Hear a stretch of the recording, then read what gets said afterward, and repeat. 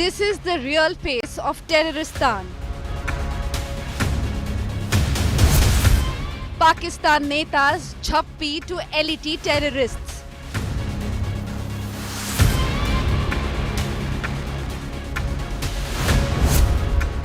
Unbelievable terror conclave in Pakistan.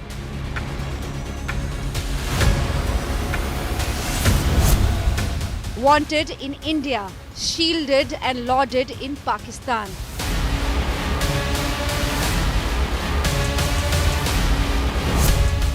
Proof of Pakistan patronage on India today.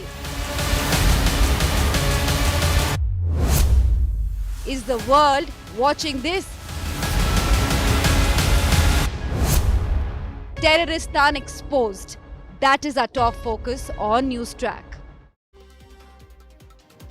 Good evening, you're watching NewsTrack here on India Today. I'm Akshita Nandagopal. Over the next 30 minutes, we'll be getting you the most damning footage, videos, photos that expose Pakistan like never before. Pakistan has repeatedly attempted to claim that no, they don't shield terrorists. And that's because terrorists for them are heroes. Evident in the pictures that we'll be showing you over the next 30 minutes of how Pakistani politicians, netas, are seen hobnobbing with these terrorists. Enough evidence for the world to take note of how terrorists are treated in Pakistan. We'll be getting you more details of that. I'm Akshita Nandagopal. Here are the headlines first. Elon Musk to exit US government role after criticizing Trump's big, beautiful bill, which includes sweeping tax relief and government spending cuts.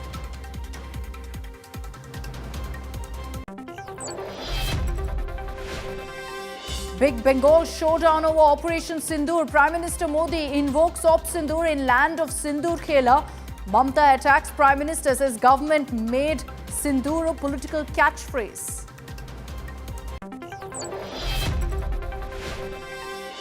Under fire from Congress, Shashi Tharoor remains defiant, backs his surgical strike remarks, says past Indian response to terror constrained.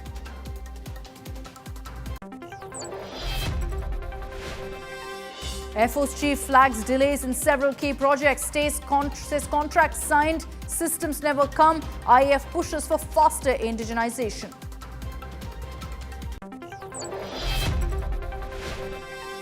Home Minister Amit Shah on two-day visit to Jammu and Kashmir. Shah to chair high-level security huddle and meet victims of Pak shelling in Poonch.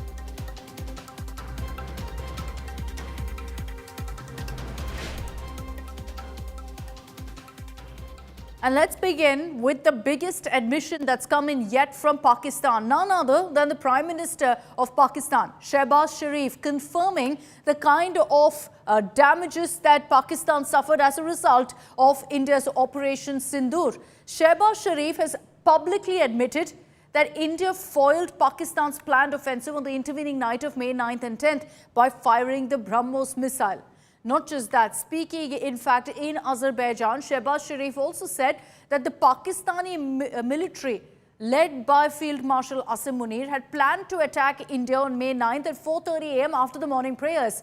But before that, several provinces of Pakistan were attacked by the Brahmos missile even before dawn. Shahbaz Sharif makes a specific mention of Brahmos. He makes a specific mention of the Rawalpindi airport being hit, confirming that essentially the army base, the army HQ of Pakistan was also damaged, was also targeted and successfully hit in India's precision strikes. Listen in to that confession from the Pakistan Prime Minister.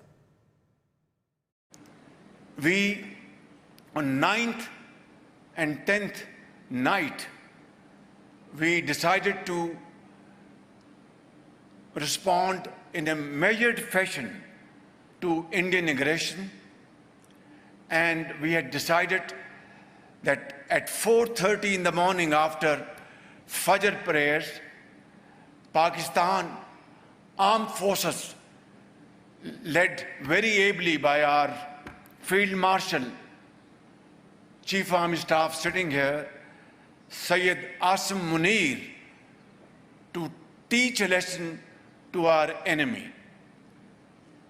But before that hour reached, India again launched missile attacks, Brahmos, and hit Pakistan's various provinces, including airport in Rawalpindi and other places. So you heard there directly from the Pakistan Prime Minister. I'd like to bring in Gaurav Sawant on this broadcast to decode really the importance of such a statement. Gaurav, multiple admissions essentially from Shahbaz Sharif that Pakistan intended to strike. By the time they could, India hit them. He confirms that Brahmos hit the strikes that were intended. He confirms Rawalpindi airport was also hit. Akshita, this is the biggest admission of failure that comes from Pakistan's Prime Minister Shahbaz Sharif. In fact, in this admission of failure, he's actually throwing the Field Marshal under the bus, Asim Munir. He's saying that Pakistan was prepared to strike and had thought that they will strike after the Fajr ki namaz, after 4:30 a.m. namaz, then they will strike India. But India managed to strike before they could, finish their namaz. And one after the other, the massive barrage of missiles that came, not only hitting Rawalpindi or the Noor Khan airbase, which is the seat of power in Pakistan, Noor Khan, Rawalpindi, but also Murid, Rafiqi, Rahim Yar Khan, Jacobabad, Bolari. Pakistan Army just didn't know what hit them. Each time that Asim Munir would pick up the phone, there was more bad news coming his way. And he'd call up the Prime Minister and give him more bad news and more bad news and even more bad news. And then Pakistan realized that instead of getting even more bad news, it's better to wave that white flag and seek a ceasefire. And that's exactly what Pakistan's Director General of Military Operations did when he contacted the Indian DGMO. Incidentally, from what we are told, the Indian DGMO didn't pick up his phone call initially because India was preparing to give Pakistan even some more bad news. But then after targeting 13 Pakistani air bases and radar stations, they thought that they will take the phone call and then perhaps agree to a ceasefire, at least for now. That's right. Gaurav, thanks very much for those details. But Shahbaz Sharif, the Pakistan Prime Minister, on record, as you heard there, talking about how the Brahmos missile was fired by India before Pakistan could attempt to strike Indian civilian settlements, which they repeatedly tried, before they could try to hit Indian military establishments as well. The biggest confession that India's Brahmos missile bled Pakistan, that their air bases were hit, with Shahbaz Sharif even confirming that the Rawalpindi airport was hit. And as Gaurav puts it, that's the biggest admission of the failure of the Pakistan Army, right in front of the Pakistan Army chief who was seated in the audience while Shahbaz Sharif made this confession.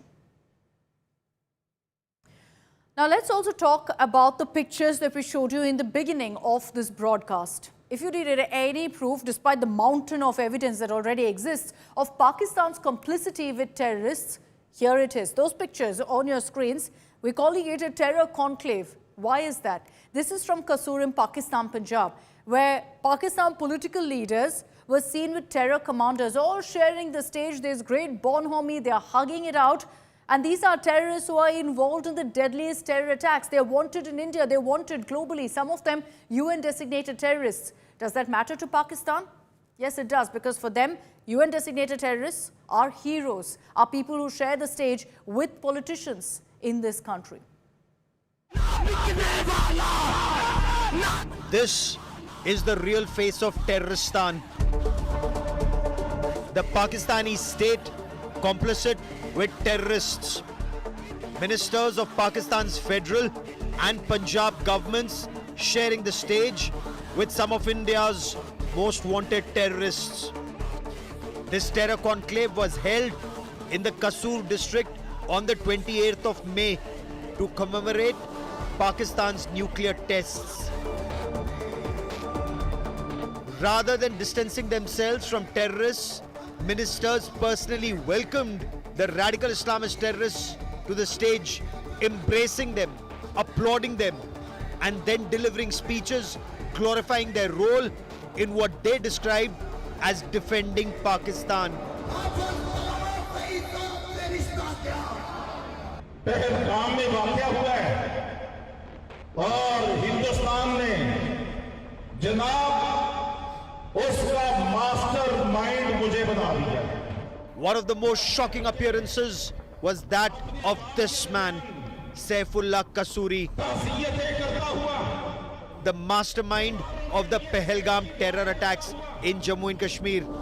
He had gone underground after India's strikes in Pakistan-occupied Jammu and Kashmir and in Pakistan's Punjab province, including Murid and Bahawalpur. His appearance confirms intelligence inputs that Kasuri was being sheltered by Pakistan's ISI in Bahawalpur.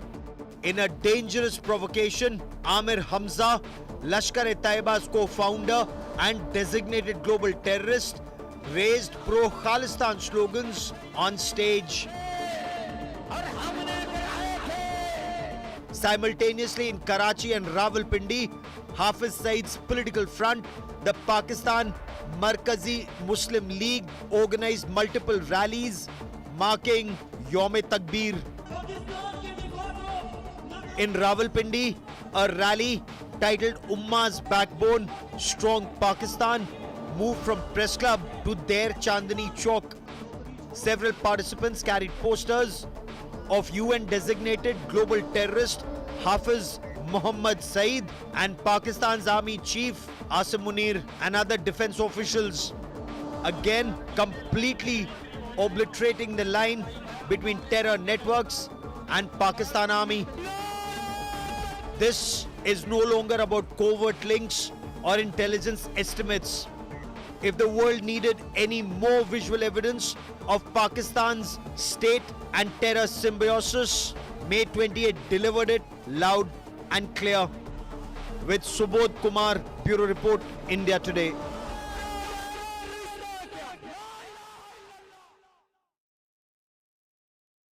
So that picture that exposes Pakistan, or should we say Terroristan, let's decode that further for you. What we refer to as the terror conclave, where you've got netas and terrorists all hanging out together. Let's name them one after the other. Right there, first, let's talk about Saifullah Kasuri. You see him in this particular corner there. He is an LET commander, a UN-designated terrorist. We talked about Kasuri also in our report, involved in several terror attacks, the mastermind of several terror attacks. This is a man seen speaking on stage and right next to a politician. Who's the politician we're talking about? That's Malik Mohammad Ahmed Khan. He's the Speaker of the Punjab Provincial Assembly of Pakistan. So not just some random politician, but the Speaker essentially of Punjab, Pakistan. Then you have another terrorist, an LET co-founder, Amir Hamza, again UN-designated terrorist. These are men who have been identified globally as terrorists, and yet the world watches by while this happens. This man, Amir Hamza, took to the stage to go ahead and issue sermons and also try and instigate by raising Khalistani slogans on stage. So the agenda is very clear. No matter what, just somehow target India, anti-India slogans. Then you have Talha Syed, son of LET founder Hafiz Saeed, the UN-designated terrorist. We've reported several times on India Today about this man, about Talha Syed essentially being the successor of the terror legacy of Hafiz Saeed to take over the Lashkar-e-Taiba. And this man is essentially being given a stage with politicians in Pakistan. There's no attempt by Pakistan anymore to even cover up for the fact that they've got links to all of these terrorists. These are all the terror bosses globally of the LET, of Lashkar-e-Taiba, and you see all of them seated together, and yet no action being taken. For Pakistan, of course, this is fairly normal. India has been raising an alarm exactly for this very reason. What will it take for the world to take note is really the question. But for now, we will continue exposing them for what they are. And Pakistan, of course, while attempting to bleed India, also resorts to downright dirty tactics, which is why there's a spy nexus that's being busted slowly, carefully by our agencies since the Pahalgam terror attack. And this Pakistan-linked spy nexus, which allegedly includes a YouTuber, Jyoti Malhotra, has now reached Rajasthan. India Today gets you this exclusive report. We traveled to a border city in Jaisalmer to uncover this spy network. In this village, several people are hired by Pakistan.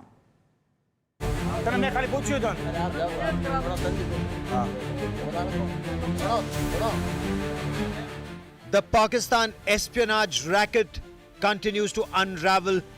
With the arrest of Jyoti Malhotra and 11 others, the Pakistan ISI spy ring gets exposed in Rajasthan. another alleged Pakistani spy, Shakur Khan, has now been taken into custody. Khan is reported to have shared sensitive information with Pakistan's spy agency and has confessed to traveling to Pakistan multiple times.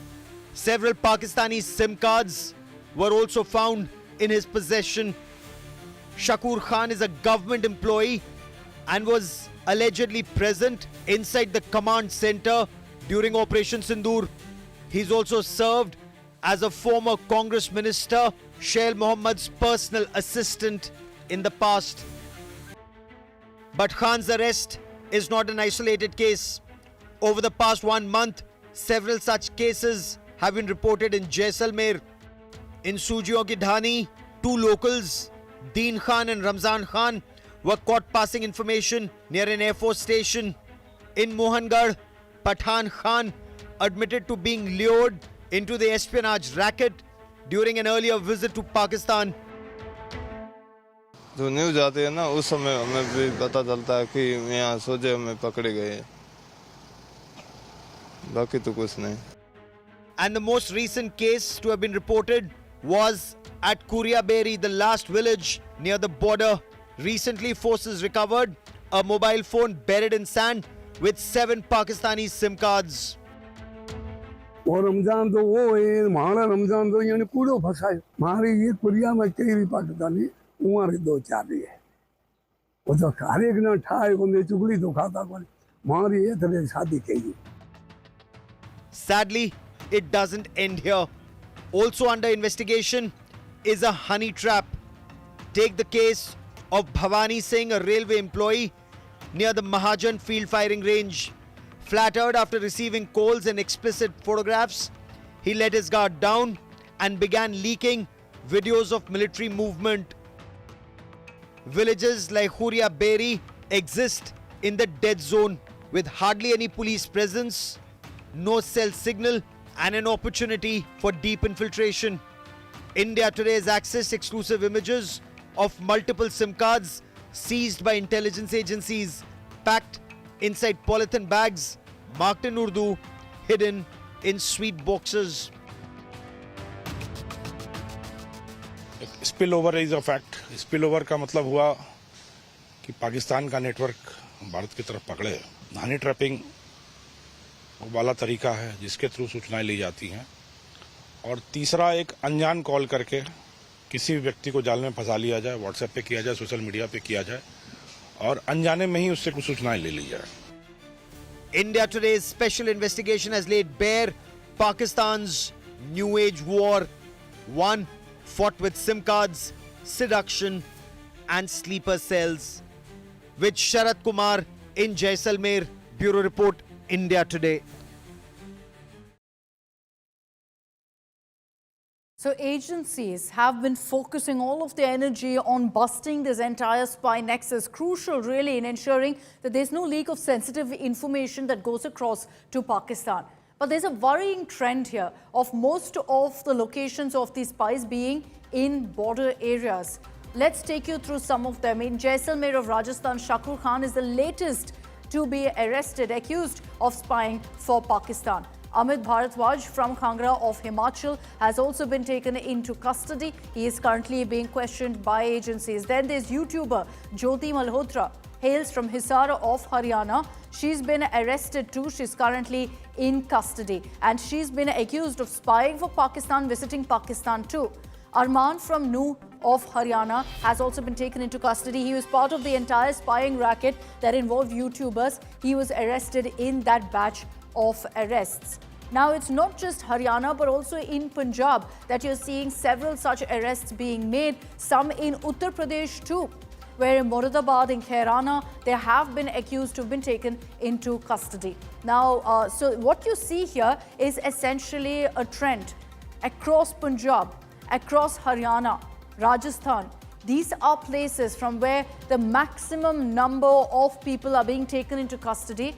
allegedly because they've turned into spies. There are a few names from Uttar Pradesh, as I also showed you, but largely it's from the border districts. And Pakistan clearly attempting to reach those who visited the country for religious reasons. And that's when, according to our sources, they kind of zero in, narrow down on these people and then approach them to either spread propaganda for Pakistan or go ahead and leak any sensitive information as well. There's a long list. It looks like it's going to get longer. Let's get to your latest news break coming in.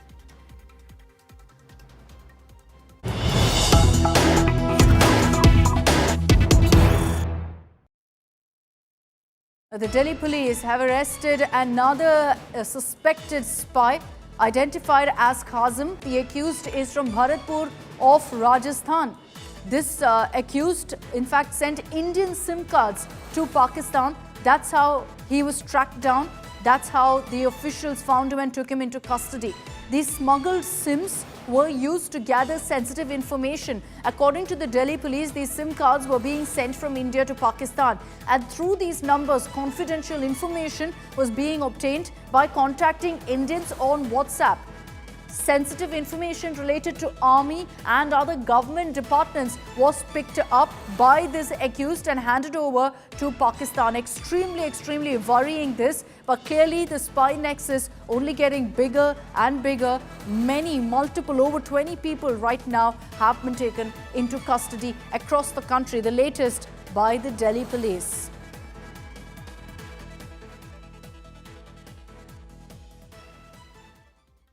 So we're going to continue tracking the investigation by our agencies to nab every single spy, alleged spy in this racket. That's all we have time for in this edition of NewsTrack. Thanks very much for tuning in.